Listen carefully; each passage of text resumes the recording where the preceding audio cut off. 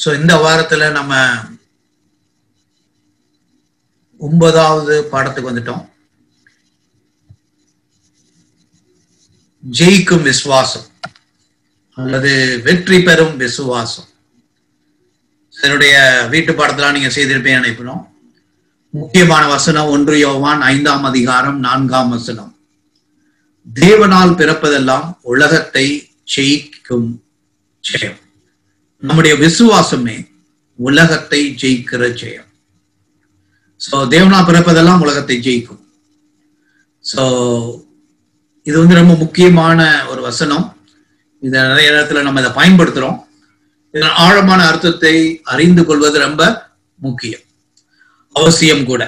தேவனால் பிறப்பதெல்லாம், சோ தேவனால் மறுபடியும் பிறந்தவர்கள் எல்லாம் உலகத்தை ஜெயிக்கிறவர்கள். எப்படி ஜெயிக்கிறோம்? நம்முடைய விசுவாசமே உலகத்தை ஜெயிக்கிற ஜெயம். சோ இதை இன்னும் விரிவா நம்ம பார்க்க போறோம். சோ 1 யோவான்ல 5:1 முதல் 3 வசனங்களை வாசித்து ஒரு சில கேள்விகளுக்கு நீங்க பதில் எழுதியிருப்பீங்க. சோ நம்முடைய விசுவாசத்தை குறித்து, சத்தியத்தை குறித்து, அன்பை குறித்து மீண்டும் மீண்டும் யோவான் எழுதுறத நாம் பார்க்கிறோம். ஆண்டவரை, பிதாவை நேசிக்கிறவர்கள் நம்ம என்ன செய்யறோம்? மற்றவர்களையும் நேசிக்க வேண்டும். சோ அன்பும் விசுவாசமும் ஒரு இடத்துல அடங்கி இருக்க முடியாது, தங்கி இருக்க முடியாது. அது என்ன செய்யணும்? வெளிப்பட வேண்டும். சோ அன்பு வெளிப்பட வேண்டும். அதாவது பெற்றோர்கள் பிள்ளை இடத்துல அன்பு கூறுறாங்க, அந்த அன்பை என்ன செய்யறாங்க? வெளிப்படுத்துறாங்க. கணவன் மனைவிட்ட அன்பு கூறுறாங்க, அதை என்ன செய்யறாங்க? வெளிப்படுத்துறாங்க. சோ அன்பு இருக்குன்னு சொல்லிட்டு யார் அமைதியா இருக்க முடியாது. அது மாதிரி ஆண்டவர் உலகத்தில் அன்பு கூர்ந்தார். அதை எப்படி வெளிப்படுத்தினார்? தன்னுடைய குமாரனாய் இயேசு கிறிஸ்துவை உலகத்துல அனுப்புறதுனால. ஆண்டவர் ஒரு பெரிய வால் போஸ்ட் ஒன்று எழுதி, நான் உலகத்தை நேசிக்கிறேன் அப்படின்னு சொல்லி மேகத்துல வச்சாருன்னா அதனால ஒரு பிரயோஜனம் இல்லை. ஆனா அதே சமயம் உலகத்திலே அன்பு கூறுகிறேன் என்பதை வெளிப்படுத்தும்படியாக நம்முடைய குமாரனாகிய இயேசு கிறிஸ்துவை உலகத்திலே அனுப்புகிறார். அன்பு வெளிப்பட வேண்டும். அதே போல விசுவாசமும் வெளிப்பட வேண்டும். அதற்கு என்ன சான்று, அதற்கு என்ன அத்தாட்சி, அது வெளிப்படுதுன்னு சொல்லி நமக்கு எப்படி தெரியும் அப்படின்னு சொல்லி பார்த்தோம்னா, அது என்னது? கிரியையினாலே தெரியும். சோ ஆண்டோடைய கட்டளையை கை கொள்கிறதுனாலே நம்ம என்ன செய்யறோம்? தேவனில் அன்பு கூறுகிறோம் என்று சொல்லி நம்ம பார்க்கிறோம். அதோட இன்னொரு காரியத்தை இந்த யோவான் திரும்ப திரும்ப சொல்றாரு, சகோதரனிடத்தில் அன்பு கூற வேண்டும், சகோதரி இடத்தில் அன்பு கூற வேண்டும். நம்முடைய விசுவாச பிள்ளைகளோடு அன்பு காட்ட வேண்டும். அதுக்கப்புறம் என்ன பார்க்கிறோம்? விசுவாசத்தில் வெற்றி. எப்படி விசுவாசத்தின் மூலமாய் வெற்றி வருகிறது? தேவனால் பிறந்தவர்கள், மறுபடியும் பிறந்தவர்கள். அது யோவான் 3ஆம் அதிகாரத்துல படிக்கிறோம். நிக்கோதேமியோடு ஆண்டவர் சொல்றாரு, ஜலத்தினால் ஆவியினாலும் மறுபடியும் பிறந்தவர்கள். அவர்களுக்கு என்ன? அது அந்த விசுவாசம் உலகத்தை செய்யும். சோ விசுவாசத்துக்கு வல்லம் இல்லை, தேவன் மேல் நாம் வைத்திருக்கிற அன்பினால் உள்ள விசுவாசம், தேவனுடைய அன்பினால உள்ள விசுவாசம். சோ அந்த விசுவாசம் தான் உலகத்தை ஜெயிக்கின்ற ஜெயம். சோ அதுக்கப்புறம் பார்க்கிறோம், உலகம் என்று சொல்லும் பொழுது, உலகத்தை ஜெயிக்கிற ஜெயம் என்று சொல்லும் பொழுது இங்க என்ன கேள்வி கேட்டிருக்காங்கன்னா, 1 யோவான் 2:15-17 ஏற்கனவே வாசித்தோம். என்ன வாசித்தோம்? கண்களின் இச்சை, மாம்சத்தின் இச்சை, ஜீவனத்தின் பெருமை, இந்த 3ஐயும் ஜெயிக்கின்ற ஜெயம். என்ன அர்த்தம்? பாவத்தை ஜெயிக்கிற ஜெயம், சோதனைகளை ஜெயிக்கிற ஜெயம், உலகத்தின் இச்சைகளுக்கு மேல் கிடைக்கின்ற ஜெயம், அதுக்கப்புறம் மரணத்தின் மேல் கிடைக்கின்ற ஜெயம். அத்தனை ஜெயத்தையும் குறித்து சொல்லப்பட்டது. பாவம், சாபம், சோதனைகள், பரீட்சைகள், பிறகு மரணம், இப்படி பலவிதமான காரியங்களிலிருந்து நமக்கு என்ன செய்யறார்? ஆண்டவர் முற்றிலுமாய் ஜெயத்தை கொடுக்கிறார். அதுக்கப்புறம் என்ன பார்க்கிறோம்? இதுல ஒரு முக்கியமான பகுதியை பார்க்கிறோம். அதாவது சாட்சிகளை குறித்து பார்க்கிறோம். ஜலத்தின் சாட்சி, அதுக்கப்புறம் ஆவியின் சாட்சி, இரத்தத்தின் சாட்சி. சோ 3 காரியங்கள். சோ இது பல விதமா விளக்கம் இருக்குது, அதை நம்ம பின்னாடி பார்ப்போம். சோ இயேசுவின் சாட்சி எப்படி, மனிதர்கள் ஆண்டவர் நம்ம கொடுக்கிற சாட்சி எப்படி அப்படின்னு நம்ம பார்க்கணும். சோ நம்பிக்கையும் ஜெபம். சோ அவருடைய சித்தத்தின்படி நாம் ஜெபிக்கும் பொழுது, சித்தத்தின்படி கேட்கும் பொழுது கர்த்தர் ஜெபங்களை கேட்கிறார். அது ரொம்ப முக்கியமானது. ஆண்டுடைய சித்தத்தை எப்படி அறிந்து கொள்வது, ஆண்டுடைய சித்தத்தின்படி எப்படி ஜெபம் பண்ணுவது அப்படின்னு சொல்லி நம்ம பார்க்க வேண்டும். அதே மாதிரி 1 யோவான்ல என்ன பார்க்கிறோம், ஒரு சகோதரனோ அல்ல சகோதரியோ பாவம் செய்தால் எப்படி அவங்களுக்கு உதவி செய்ய வேண்டும், அவர்களை எப்படி நம்முடைய கண்ணோட்டம் இருக்க வேண்டும், அதை நாம் பார்ப்போம். அதே மாதிரி மரணத்துக்கு ஏதுவான பாவம் ஒன்று உண்டு, இன்னொன்று மரணம் சம்பவிக்காத ஒரு பாவம் உண்டு. அது உலகத்துல இருக்கும்போது அது ரெண்டையும் நம்ம வித்தியாசத்தை நம்ம பார்க்க போறோம். அதுக்கப்புறம் என்ன பார்க்கிறோம், விசுவாசத்தின் நிச்சயத்தை பார்க்கிறோம். அதோடு கூட கடைசியாக பிள்ளைகளே விக்கிரகங்களுக்கு விலகி ஓடுங்கள் அப்படின்னு சொல்லி அதை முடிக்கிறோம். சோ முதலாவது என்ன பார்க்கிறோம்னா, இன்றைக்கு உள்ள பகுதியில மத்தேயு 11:28-30 நமக்கு தெரிந்த வசனம், வருத்தப்பட்டு பாரம் சுமக்கிறவர்களே நீங்கள் எல்லோரும் இடத்தில் வாருங்கள், நான் உங்களுக்கு இளைப்பாறுதல் தருவேன், நான் சாந்தமும் மனத்தாழ்மையுமாய் இருக்கிறேன். அதுக்கப்புறம் என்ன சொல்றாங்க, என் நுகத்தை உங்கள் மேல் ஏற்றுக்கொண்டு, என் நுகத்தை பற்றி சொல்றார், என்னிடத்தில் கற்றுக்கொள்ளுங்கள், அப்பொழுது உங்கள் ஆத்துமாக்களுக்கு இளைப்பாறுதல் கிடைக்கும். என் நுகம் மெதுவாகவும் அல்லது லகுவாகவும் சுமை லகுவாகவும் இருக்கிறது. சோ இந்த வசனத்து அர்த்தம் என்ன, நுகம் சுமை 2 காரியங்களை சொல்றாங்க. சோ இந்த படத்தை பார்க்கும் பொழுது எப்படி போட்டிருக்கு, ஒரு பக்கம் ஒரு ஆடு போல, இன்னொரு பக்கம் சிங்கத்தை போல. ஆண்டு என்ன சொல்றாரு, என்னோடு கூட இணைந்து கொள்ளுங்க, எனக்கு பங்காளிகளாய் மாறுங்க, அந்த பார்ட்னர்ஸா மாறு. அப்படி மாறும் பொழுது என்ன ஆகுது, அவரும் நம்முடைய பாரங்களை அவரும் அதிகமாக சுமக்கிறார், நமக்கு என்ன இருக்கு, சுமை லகுவாக இருக்கிறது. சோ அதுதான் நம்ம 2 விதம் சொல்லப்பட்டிருக்கு. ஒண்ணு நுகம், இன்னொன்னு சுமை. 2க்கு என்ன வித்தியாசம், இல்ல 2 ஒன்னே தானா? சோ 2 காரியங்கள். ஒண்ணு ஆண்டவராகிய இயேசு கிறிஸ்துவை பின்பற்றுகிறதுனாலே ஒரு சில இது டிசிப்ளின் சொல்லி சொல்லலாம், ஒழுக்கங்கள் உண்டு. அந்த ஒழுக்கங்கள் எப்படி இருக்குதான், எளிதா இருக்கிறது. அந்த ஒழுக்கங்கள் எளிதா இருக்குது. சோ ஆண்டவராகிய இயேசு கிறிஸ்துவை அறிவீர்கள், சத்தியத்தை அறிவீர்கள், சத்தியம் உங்களை விடுதலையாக்கும் அப்படின்னு சொன்னா நம்ம என்ன வேணாலும் செய்யலாம், எப்படி வேணாலும் வாழலாம், அப்படி கிடையாது. என்ன செய்யறோம், ஒரு கட்டுப்பாட்டுக்குள் வருகிறோம், ஒரு ஒழுக்கத்துக்குள் வருகிறோம், ஆவிக்குரிய ஒழுங்குகளுக்குள்ளாக வருகிறோம். அதான் அந்த நுகம். தினமும் பைபிள் படிக்க வேண்டும், தினமும் ஜெபிக்க வேண்டும், தினமும் ஆண்டவரை ஆராதிக்க வேண்டும்,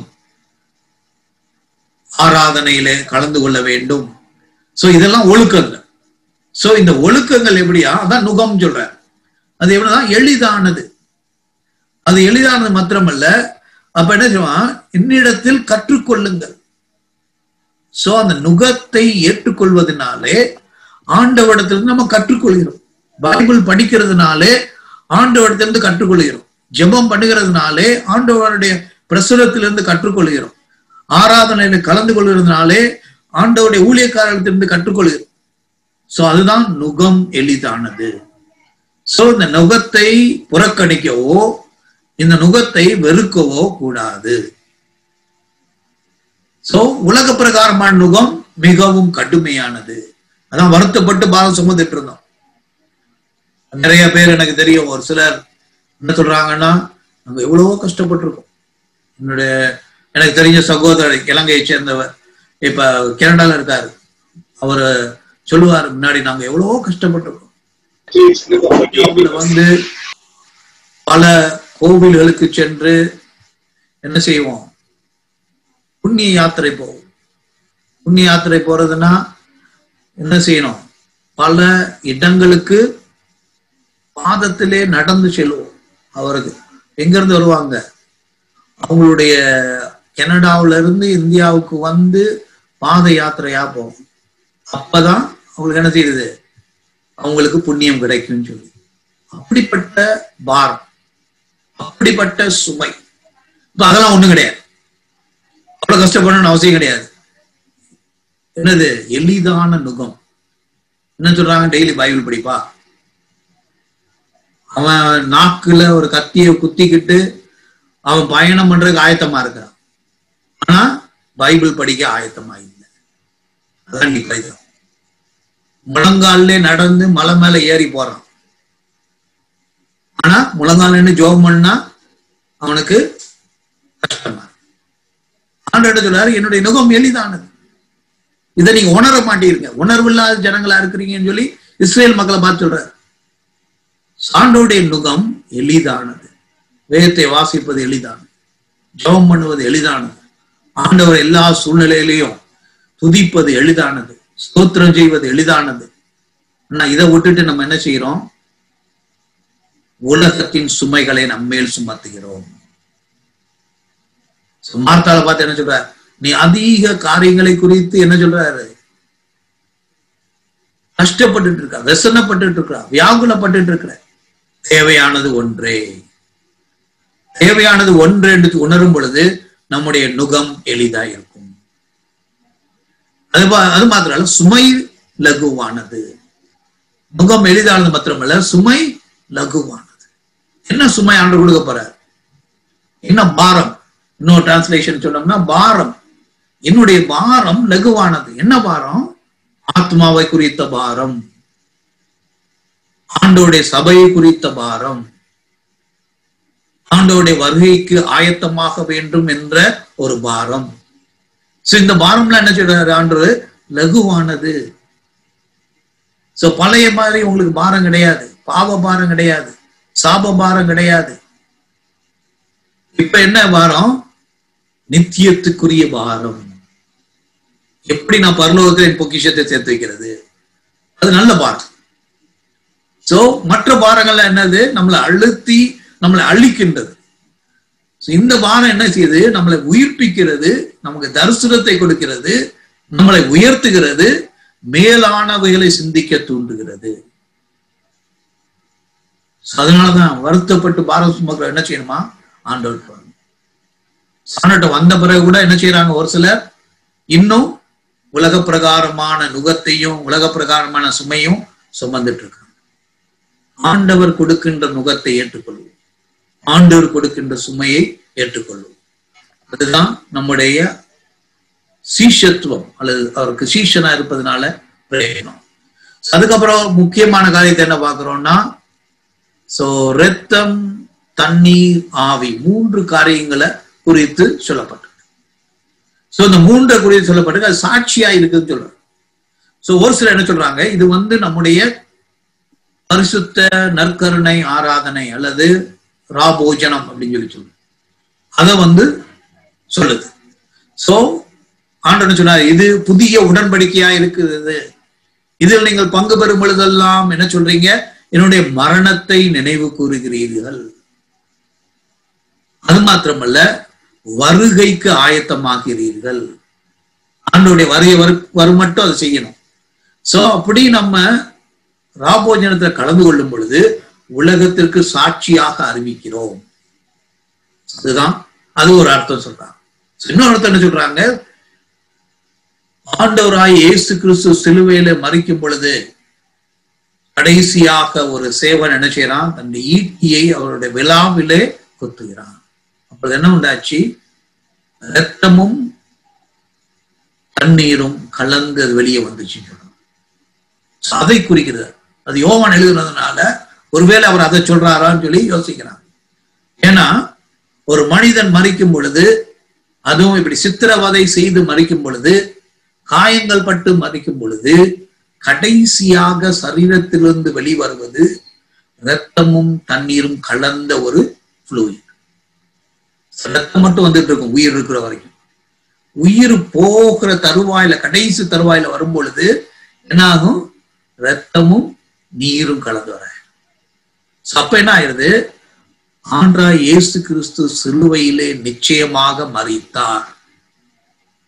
அது உண்மையாகுது. ஒரு சிலர் சொல்றாங்க இயேசு கிறிஸ்து அங்க மயக்கம் போட்டு தான் விழுந்தாரு, அவரை கொண்டு போய் என்ன பண்ணாங்க, அவரை கல்லறையில வச்சதும் அங்க குழுன்னு இருந்துச்சு, அவர் சரியாகி வெளியே வந்துட்டாரு. அதெல்லாம் போய் அதான் அவர் சொல்றாரு, நாங்க சாட்சியா பார்த்தோம். யோவான் என்ன செய்யறாரு, அதன் பக்கத்துல இருக்கிறார், சிலுவையின் பக்கத்துல இருக்கிறார். அதனாலதான் அவன் கிளியரா சொல்றாரு. அவன் கடைசியா ஒரு சேவகன் ஈட்டி வச்சு குத்தும் பொழுது இங்க என்ன பண்றாரு, ரத்தமும் தண்ணீரும் உண்டாது. சோ ஒரு சிலர் சொல்றாங்கன்னா, பழைய ஏற்பாட்டுல நம்ம என்ன பாக்குறோம், ஏற்பாட்டுல இது கழுவுகின்ற ஒரு காரியம். அதாவது மகா பரிசுத்த ஸ்தலத்துக்கு போனாலும் பரிசுத்த ஸ்தலத்துக்கு போனாலும் போறதுக்கு முன்பாக அந்த தண்ணீர் தொட்டி இருக்கும். அதை என்ன செய்யணும், அவர்கள் கைகள் கால்களை அலம்பி விட்டு கழுவி விட்டு தான் உள்ள போக முடியும். பலி செலுத்தும் போது என்ன செய்யணும், ரத்தத்தை எடுத்து தெளிக்க வேண்டும், அதையும் செய்ய வேண்டும். சோ அதுதான் நம்முடைய ரட்சிப்பை குறித்து சொல்லும் பொழுது இதை அவர் என்ன செய்யறாரு, நினைவு கூறுகிறார். சோ அது மாத்திரமல்ல, அதனுடைய சாட்சி என்று சொல்லும் பொழுது ஆண்டோடைய ஞானஸ்தானத்தையும் அது குறிக்கிறது. ஆண்டோடைய ஞானஸ்தானத்துல என்ன உண்டாகுது, வானம் திறக்கப்படுகிறது, பரிசுத்த ஆவியானவர் மேல் வருகிறார். சப்பா யோவான் சொல்றாரு, உலகத்தின் பாவத்தை சுமந்து தீர்க்கின்ற ஆட்டுக்குட்டி. அவருடைய ஆட்டுக்குட்டியின் ரத்தத்தினாலே நாம் என்ன செய்யறோம், கழுவப்படுகிறோம், சுத்தம் செய்யப்படுகிறோம். இன்னொரு என்ன சொல்றாங்க, தண்ணீர் என்று சொல்லும் பொழுது அது நியாயப்பிரமாணத்தை குறிக்கும். ஆண்டவராய் இயேசு கிறிஸ்து என்ன செய்யறாரு, நியாயப்பிரமாணத்தை நிறைவேற்றி நமக்கு ரட்சிப்பு உண்டாகும்படி வந்தார் என்ற கருத்தையும் அவன் சொல்றார். சோ தண்ணீர் என்று சொல்லும் பொழுது அது ஞானஸ்நானத்தை குறிக்கும், கிறிஸ்துவோடு மரித்து மீண்டும் உயிர்த்தெழுதலை குறிக்கும், அது நியாயப்பிரமாணத்தை குறிக்கும். ரத்தம் என்று சொல்லும் பொழுது ஆண்டவராய் இயேசு கிறிஸ்து ரத்தம். சோ எபிரேயர்ல என்ன வாசிக்கிறோம், ஆபேலின் ரத்தத்தை பேசியதை விட நன்மைகளை பேசுகின்ற தெளிக்கப்பட்ட இயேசுவின் ரத்தம். ஆபேல் என்ன செய்யறான், காயினால் கொலை செய்யப்படுகிறான், ஆபேல் இறந்துட்டான். ஆனா ஆபேலுடைய ரத்தம் தேவனை நோக்கி கூக்குரல் இட்டது. என்ன கூக்குரல் இட்டுச்சு, நியாயம் செய்யும், கொலை செய்தவனை நீர் என்ன செய்யணும், நியாயம் செய்யணும், அவனை அழிக்கணும். அப்படிதான் இந்த ரத்தம் கூப்பிடுது. பழி வாங்குகின்ற ஒரு பேச்சை அது எடுக்கிறது.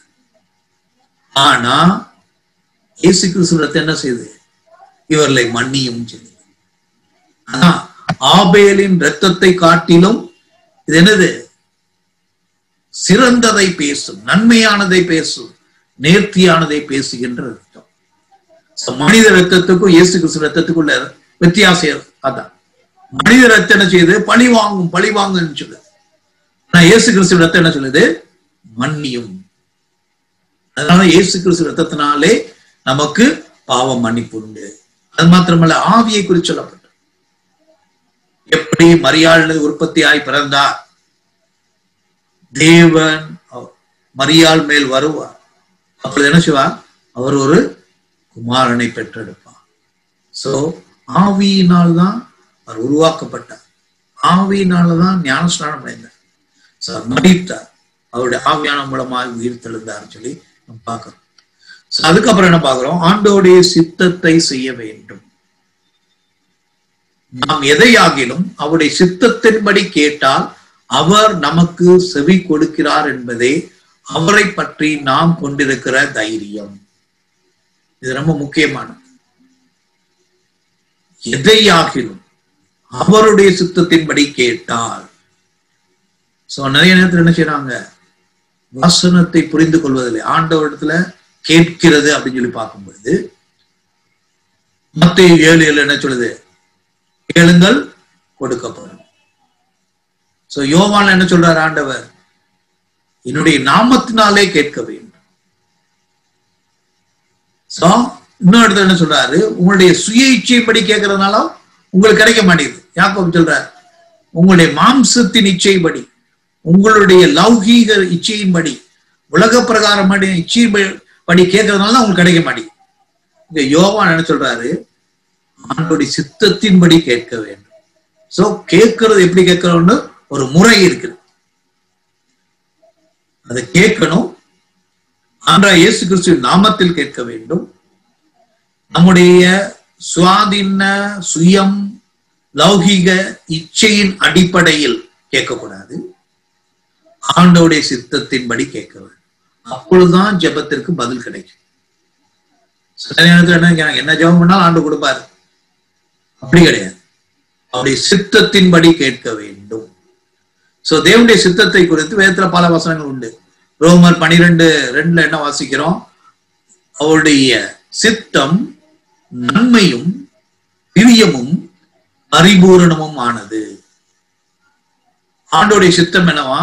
நல்லது, நன்மையானது, குட், பிரியமானது. ஆண்டோடைய சித்தத்தை செய்வது என்னதான்? பிரியமானது. ஏன் பிரியமானது? அது நம்முடைய ஆத்மாவுக்கு நல்லது. ஏன் அது பிரியமானது? நம்முடைய எதிர்காலத்துக்கு அது நல்லது. ஏன் பிரியமானது? நித்தியத்திற்கு அது உகந்தது. அதனாலதான் ஆண்டவர் சித்தத்தை செய்யணும். அது நமக்கு நன்மை மட்டும் கொடுக்கிறது இல்ல, அது பிரியமானது. 3 என்ன சொல்லப்பட்டிருக்கு? அது பரிபூரணமானது. நம்முடைய சித்தங்கள், நம்முடைய விருப்பங்கள் எல்லாம் பரிபூரணமானது கிடையாது. அது என்னது? குறைவுள்ளதா இருக்கு. அது நம்முடைய சிந்தனைக்குள்ளதான் இருக்கும். அதனால நம்மளால சிந்திக்க முடியாது. எதிர்காலத்தை குறித்து நமக்கு சிந்திக்க முடியாது. 10 வருஷம் கழிச்சு என்ன நடக்கும் நமக்கு தெரியாது. 20 வருஷம் கழிச்சு என்ன நடக்கும் நமக்கு தெரியாது. ஆண்டவருக்கு தெரியும். சோ அதற்கு ஏற்றார் போல் இன்றைக்கு தெரிந்தெடுத்தலை செய்ய உதவுகிற தேவன். சோ என்னுடைய நண்பர் ஒருவர் உண்டு. அவரு படித்து வேலைக்கு வந்தார். வேலைக்கு வர்ற சமயத்துல 2 இடத்துல இருந்து அவருக்கு வேலை கிடைச்சிச்சு. ஒரு இடத்துல நிறைய சம்பளம், இன்னொரு இடத்துல குறையா சம்பளம். ஒரு ஜோம் பண்ண, ஆண்டவர் நான் எங்க போனோம்? ஆண்டு சொன்னா அந்த குறையா சம்பளம் இருக்குல்ல அங்க போ அப்படின்னா. சோ அவங்க சொந்தக்காரங்களாம் பைத்தியக்காரன் சொன்னாங்க.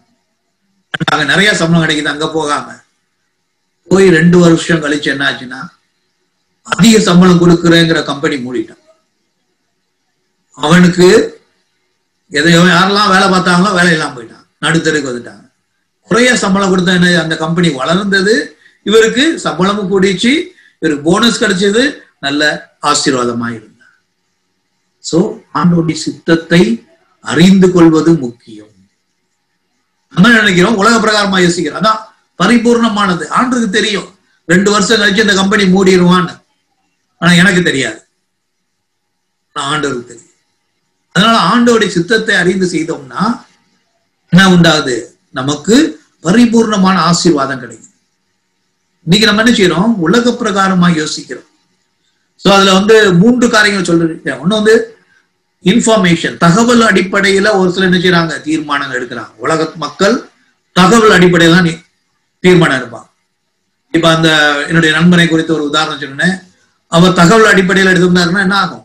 தவறாயிருக்கும். என்ன தகவல்? இந்த கம்பெனி நல்லா இருக்கு, நிறைய சம்பளம் கொடுக்குறாங்க, நிறைய பேர் வேலை பார்க்கறாங்க, எல்லாம் நல்ல கம்பெனின்னு சொல்றாங்க. இது தரவு. அது உண்மையா இருக்கலாம்.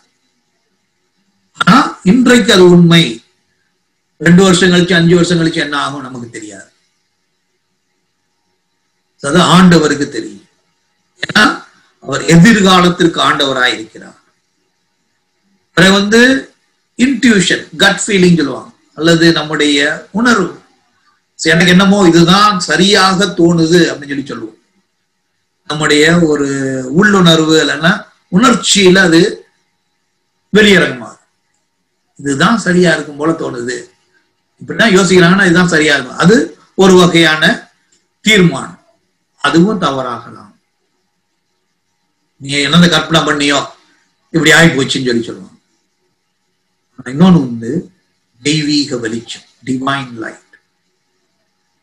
அது ஆண்டவர் கொடுக்கின்ற வழி நடத்துதல், அதுதான் மேன்மையானது. இன்னொரு உதாரணம் பார்க்கலாம்.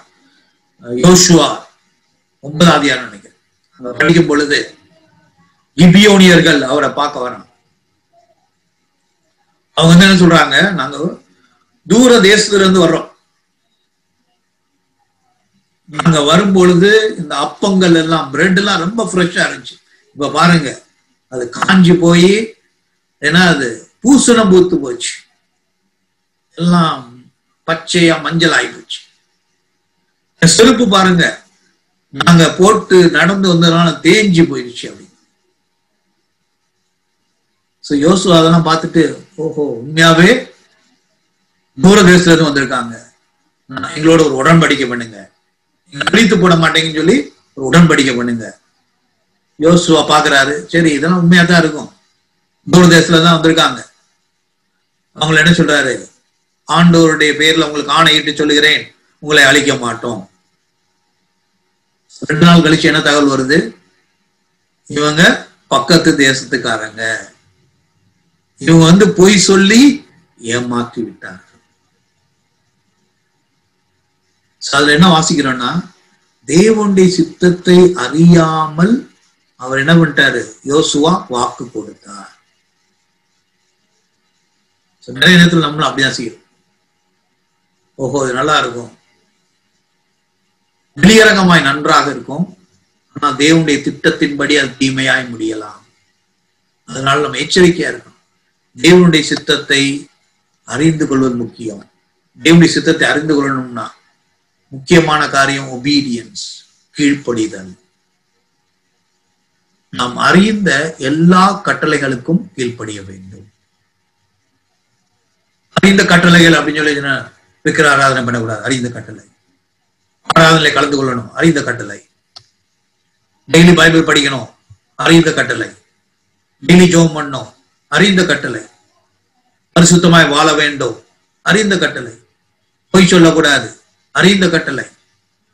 சோ நமக்கு எது அறிந்திருக்கிறோமோ, எது சத்தியம் சொல்லி அறிந்திருக்கிறோமோ அதற்கு முதலாவது கீழ்ப்படியும். அதுக்கு கீழ்ப்படியாம ஆண்டோடைய சித்தத்தை அறிந்து கொள்றது முடியாத காரியம். நிறைய பேர் இதெல்லாம் செய்ய மாட்டாங்க, பைபிள் படிக்கிறது இல்ல, ஜெபம் பண்றது இல்ல, ரசம் கொடுக்கறது இல்ல, சபைக்கு வர்றது இல்ல. ஆனா ஆண்டோடைய சித்தம் என்னன்னு சொல்லி எனக்கு தெரியல, தெரியாது, தெரியவே தெரியாது. ஏன்னா தெரிஞ்சதை நீ செய்யல, நீ தெரியாத எப்படி செய்வ? அறிந்ததை செய்யாவிட்டால் நீ அறியாததை எப்படி செய்வ? எதுக்கு உனக்கு ஆண்டவர் சொல்லணும்? நீ சொன்னதை செய்யல, நீ சொல்லாததை செய்வா என்று என்ன நிச்சயம்?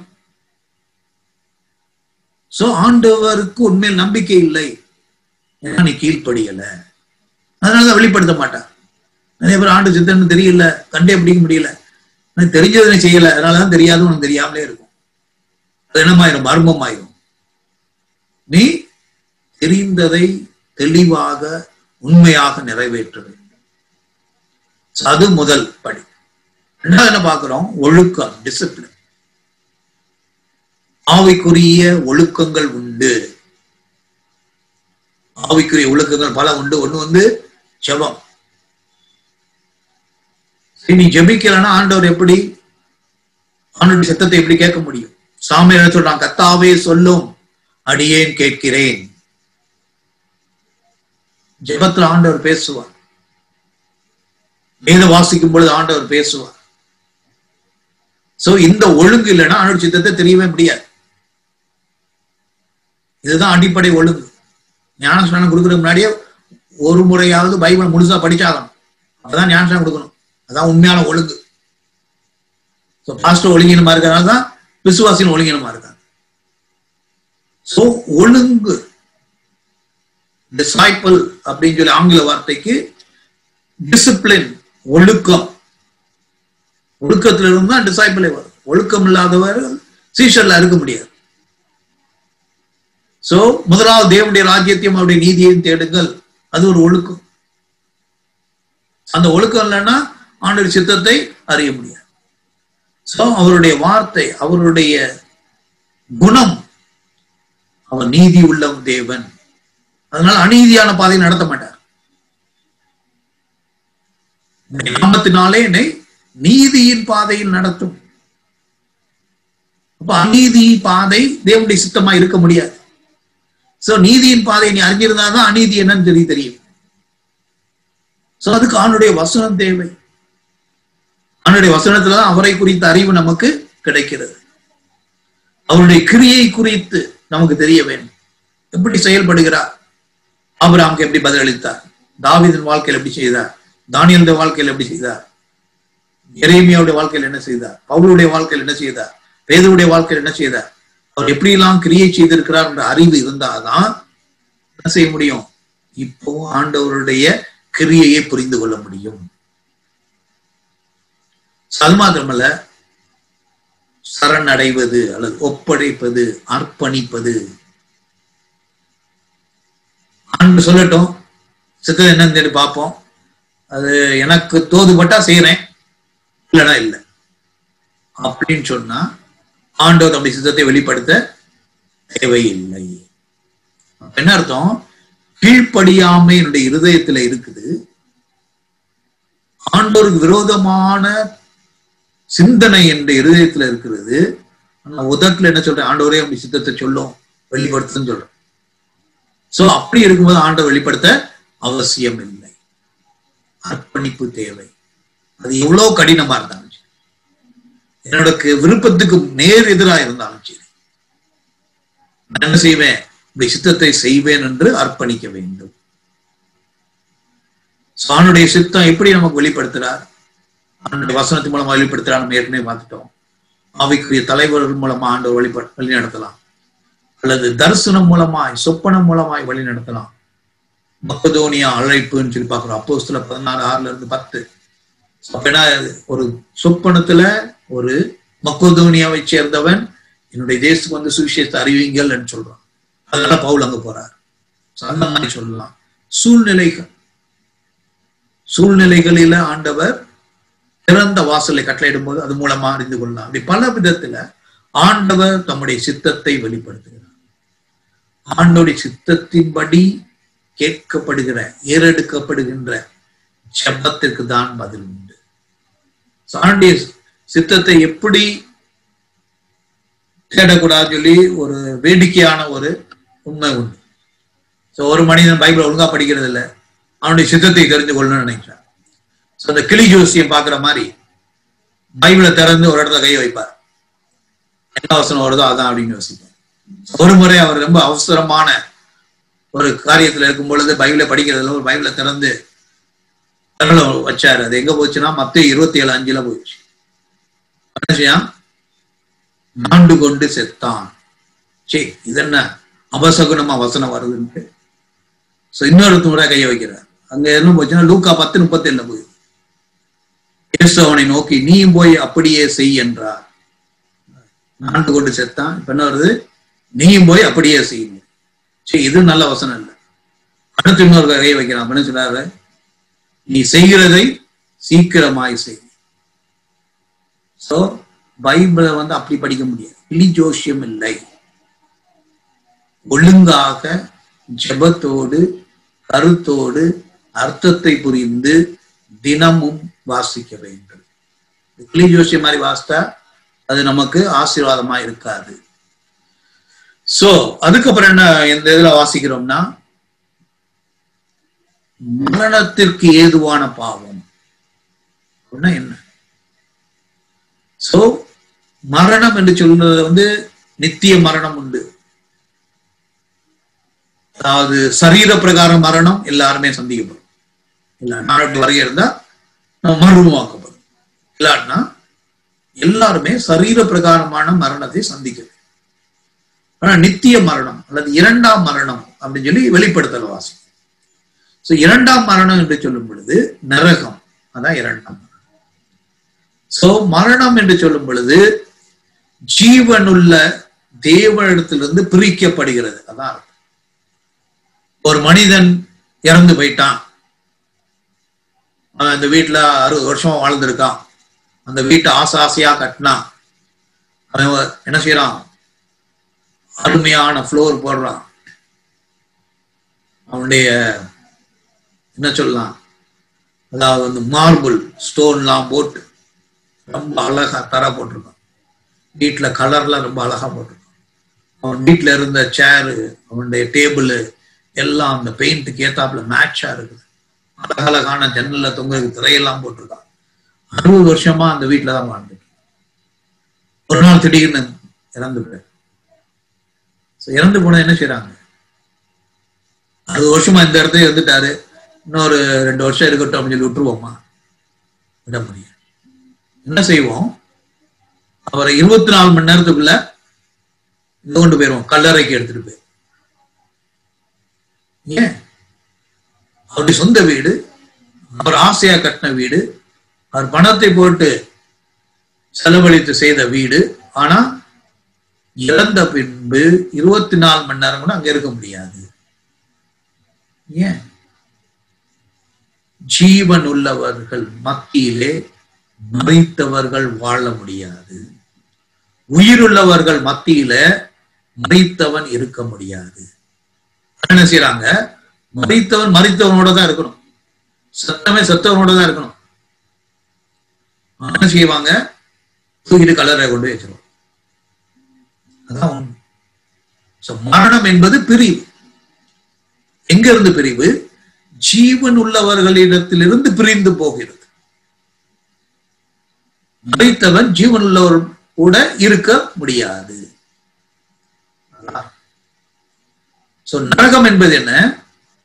ஜீவனுள்ள தேவனிடத்திலிருந்து பிரிந்து போவது.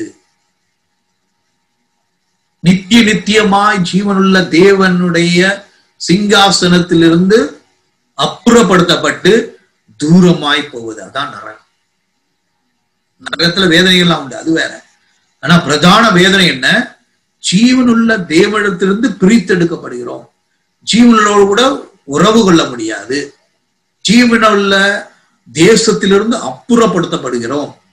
எப்படி ஒரு செத்த பிணத்தை வீட்டிலிருந்து தூக்கி கொண்டு போய் வலுக்கட்டாயமா வீசி விடுகிறார்களோ, அதே போல இயேசு கிறிஸ்துவை ஏற்றுக்கொள்ளாத அத்தனை பேரும் பரலோகத்திற்கு பாக்கியத்திலே பங்கு பெற முடியாது. அங்கிருந்து அப்புறப்படுத்தப்பட்டு நரகத்திலே தள்ளப்படுவார். சோ அதான் நித்திய மரணம், இரண்டாம் மரணம். சோ பாவம் செய்து, எப்படி பாவம் செய்து? எபிரேயர் 6 என்ன போட்டிருக்கு? கிறிஸ்துவை மீண்டும் சிலுவையில் அறைகிறார். கிறிஸ்துவை மீண்டும் சிலுவையில் அறைகிறார். யாரு? இயேசு கிறிஸ்துவின் அன்பை ருசி பார்த்து, இயேசு கிறிஸ்துவின் வல்லமையை ருசி பார்த்து, இயேசு கிறிஸ்துவின் சத்தியத்தை ருசி பார்த்து அதை நிராகரிக்கிறவர்கள் கிறிஸ்துவை சிலுவையிலே மீண்டும் அறைகிறார்கள். அவர் என்ன செய்வாங்க? நித்திய மரணத்திற்கு ஏதுவான பாவத்தை செய்கிறார்கள். இன்னொரு பாவம் என்னது? ஆவியானவருக்கு எதிரான தூஷணம். பரிசுத்த ஆவியானவருக்கு எதிரான தூஷணம். சோ எப்ப சொல்றாருன்னா, மத்தேயுல ஆண்டவர் என்ன சொல்றாரு? அவர் கிரியை செய்கிறார், அற்புதங்களை அடையாளம் செய்கிறார், பிசாசுகளை துரத்துகிறார். அப்ப பரிசேயர் என்ன சொல்றாங்க? இவர் பிசாசுகளின் தலைவனாய் இருப்பதனாலே பிசாசின் தலைவனை கொண்டு பிசாசுகளை துரத்துகிறார். ஆவியானவரை கொண்டு துரத்துகிறார் என்ற சத்தியத்தை மறைத்து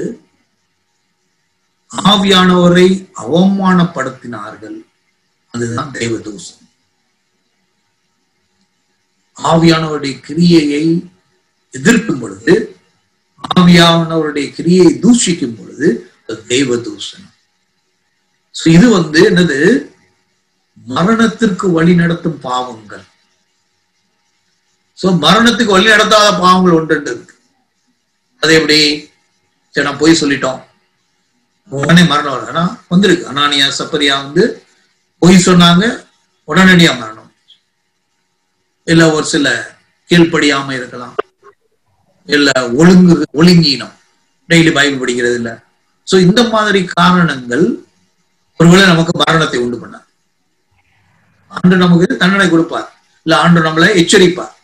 ஆனா இந்த பாவங்கள், கிறிஸ்துவை மீண்டும் சிலுவையில அறையிறது போன்ற பாவங்கள் என்னாகும்?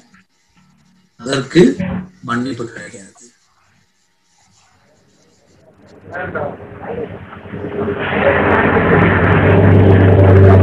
யார் ஆன்ல இருக்கிறது? ஆடியோ மூட்ல போடுங்க. யார் அது?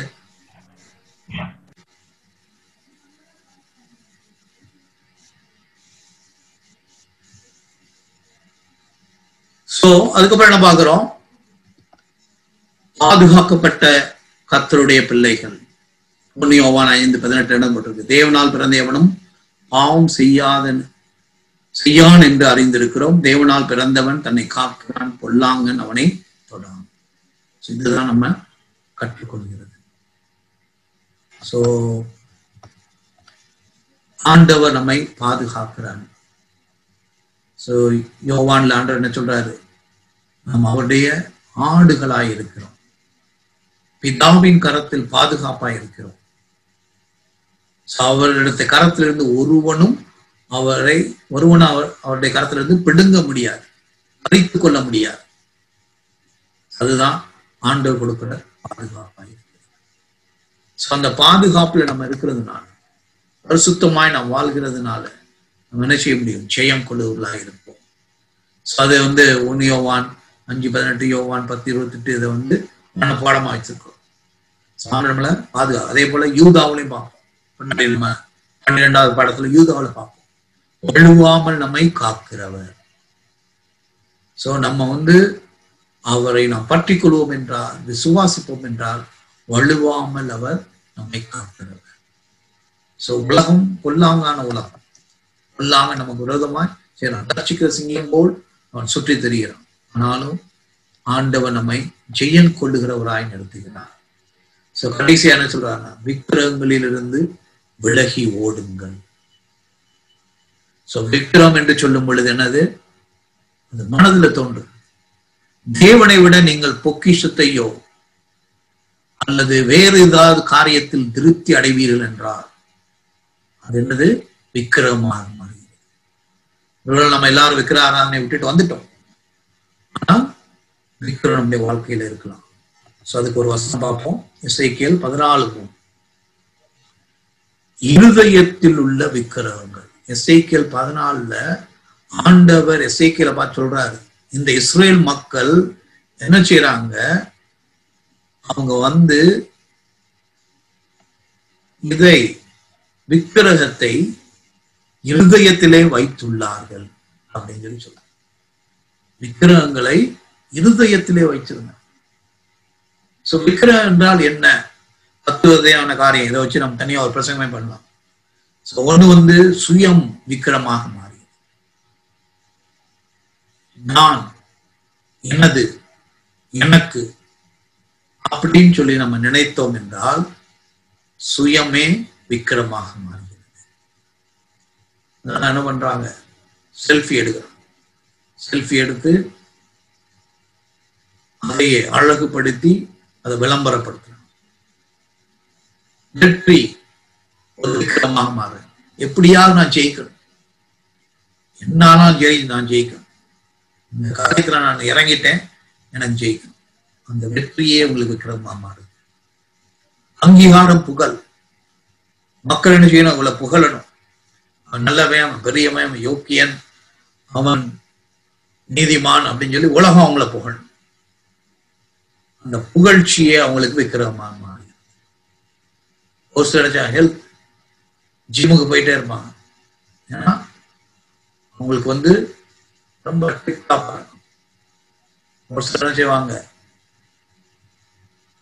முடிக்கெல்லாம் டை போட்டுட்டு இருப்பான். 25 வயசா இருக்கும், ஆனா முடியெல்லாம் கருப்பா இருக்கும். ஏன்னா அப்படி அவங்க உலகத்துக்கு காமிக்கணும். அப்படி காமிக்கணும் அவசியம். நீதிமொழியில் என்ன போட்டிருக்கு? வெண்முடி ஒருவருக்கு கிரீடமாய் இருக்கிறது. அதான் பைபிள்ல போட்டு. ஏன்னா கிரீடம் வேண்டாம்னு சொல்லிட்டு என்ன பண்ணிட்டாங்க? மையம் காப்பிக்கணும். அதான் பரிதாபம்.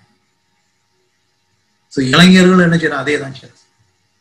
செல்வம் ஒரு சிலருக்கு என்ன? இது விக்கிரமான பணம், செல்வம் எவ்வளவு சம்பாதிச்சாலும் பத்தல. ஒரு சிலருக்கு என்னது? கம்ஃபர்டபுள் லைஃப், சுகவாசியா இருப்பாங்க. அவங்களுக்கு என்ன செய்வாங்க? அடிக்கிட்டே போவாங்க. இது பத்தாது. எந்த விதமான காரியம் அவங்களுக்கு போதுமானதா இருக்கு. சுகவாசியா இருக்க விரும்புறாங்க. எந்த கடின வேலையும் செய்ய விரும்ப மாட்டாங்க. வெளியே போக விரும்ப மாட்டாங்க. சான்றுக்காக கடினமா உழைக்கணும்னு சொல்லி நினைக்க மாட்டாங்க. ஒரு சிலருக்கு உறவுகள் விக்கிரமா மாறி, குழந்தை இல்லாம இருக்கும் 10 வருஷம், குழந்தை பிறந்த என்ன ஆயிரும், ஆண்டரை மறந்துடுவாங்க. குழந்தையே தெய்வம் ஆயிரும், பிள்ளை பிள்ளையாராயிரும். அப்படி நிறைய பேர் சபைக்கு வர மாட்டாங்க. அதுக்கு முன்னாடி என்ன செய்வாங்க, உபாச ஜபத்துக்குலாம் வருவாங்க. இப்ப என்ன, குழந்தை பிறந்துருச்சு. சோ குழந்தை தெய்வமாய் மாறி, ஒரு சிலருக்கு பெற்றோர்கள் தெய்வமா மாறுறாங்க, ஒரு சிலருக்கு பிள்ளைகள் தெய்வமா மாறுறாங்க, ஒரு சிலருக்கு மனைவி தெய்வமா மாறுறாங்க, ஒரு சிலருக்கு கணவன் தெய்வமா மாறுறாங்க. மற்றவர்களுக்கு இன்னும் இந்த காலத்துல என்ன, ஸ்மார்ட் போன், இது நிறைய பேருக்கு சரீரத்தின் ஒரு அங்கமாவே மாறி, எங்க போனாலும் எடுத்துப்போம், பாக்கெட்ல வச்சுக்கிடுவாங்க, பாத்ரூம் போனாலும் எடுத்துப்போம். ஒரு சிலருக்கு உணவு என்ன ஆயிடுச்சு, தெய்வம் ஆயிடுச்சு. ஏசாவுக்கு என்னது, உணவு தான் தெய்வம் ஆயிடுச்சு. ஏவாளுக்கு என்ன, உணவு தான். 1000 பழம் இருக்கு, அதெல்லாம் வேண்டாம். எதை சாப்பிட கூடாதுன்னு சொன்னாலும் அது மட்டும் வேணும். ஆண்டா இயேசு கிறிஸ்து பிசாசான எப்படி சொல்லிட்டான், இந்த கற்களை அப்பமாக்கும். பசியாதான் இருந்துச்சு. ஆண்டு நியாயமான ஒரு காரியம் செய்யல. உணவு நம்முடைய தெய்வமாய் மாற முடியாது. நம்ம ஊர்ல பழமொழி உண்டு, சோறு கட்ட இடம் சொர்க்கம். அது ஒரு கூட்டம். ஒரு சிலருக்கு பொழுதுபோக்கே என்ன இருக்கு, கடவுளாக விக்கிரமமாக மாறுகிறது. 13 வயது பெண் இன்னைக்கு காலையில தற்கொலை பண்ணிட்டாங்க, பேப்பர்ல வந்துச்சு. என்னன்னா, அவங்க அம்மா சத்தம் போட்டாங்க. என்ன சத்தம் போட்டாங்க, நீ போன்ல சினிமா பார்த்துக்கிட்டே இருக்க, நீ பாடத்தை படின்னு சொன்னாங்க. அதுக்கு கோபம் வந்து மண்ணெண்ணெய் ஊத்தி தற்கொலை பண்ண. பொழுதுபோக்கு அவருடைய தெய்வம். இந்த தெய்வத்தை எடுத்துக்கிட்டா என்ன ஆயிடுது, வாழ்க்கையை முடிஞ்சு போச்சு. நம்முடைய வாழ்க்கையில விக்கிரகங்கள் இருக்குதா, 10 வகையான விக்கிரகங்கள். இதுக்கு என்ன செய்யணுமா, விலகி ஓட வேண்டும். அதான் யோவான் சொல்றார். கிறிஸ்துவின் நுகம், அவருடைய சித்தம் செய்வது, அவருடைய பாதுகாப்பில் இருப்பதாகும். அவருடைய நுகத்தை ஏற்றுக்கொள்வோம், அவருடைய சித்தத்தை செய்வோம், அவருடைய பாதுகாப்பிலே இருப்போம். ஆண்டவர் நம்மை ஆசீர்வதிப்பாராக.